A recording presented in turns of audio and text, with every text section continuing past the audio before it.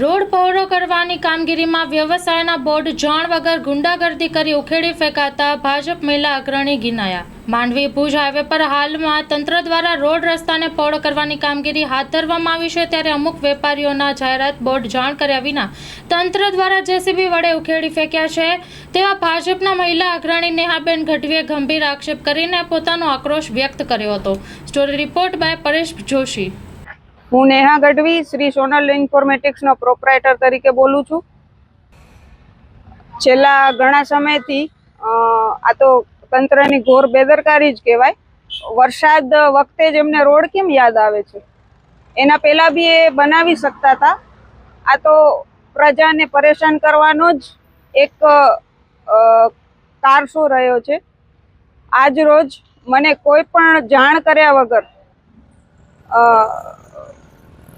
જે રોડ બનાવનાર છે એ લોકોએ મારો બોર્ડ ખસેડી મૂક્યો છે.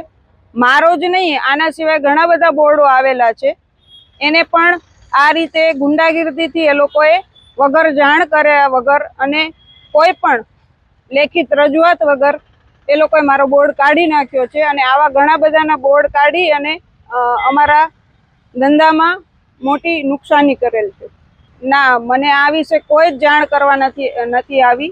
આજ રોજ મને ફોન આવેલ કે બોર્ડ કાઢવાનો છે, એટલે મેં એમને કહેલું કે સંજોગો વસાત આજે હું તમને નહીં મળી શકું. કાલ મને મળી અને રૂબરૂ તમે રજૂઆત કરો, પછી આપણે આગળ વધીએ.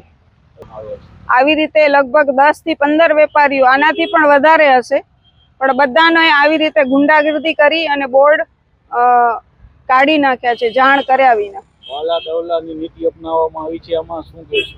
જરૂરથી કોઈ પણ જાણ કર્યા વગર આવી રીતે કોઈ પણ હોય, કોઈનું બોર્ડ હોય કે ગમે તે હોય, જાણ કર્યા વગર ગુંડાગીર્દીથી કોઈ પણ વસ્તુ કોઈની ખસેડી શકાતી નથી. હા, અમુક લોકોના બોર્ડ હજુ પણ જ્યાં છે ત્યાં જ છે. અને એમને વાત કરતા એમણે એમ કહ્યું કે અમે ત્યાં ડાયરેક્ટ મેટલ પાથરી દઈશું.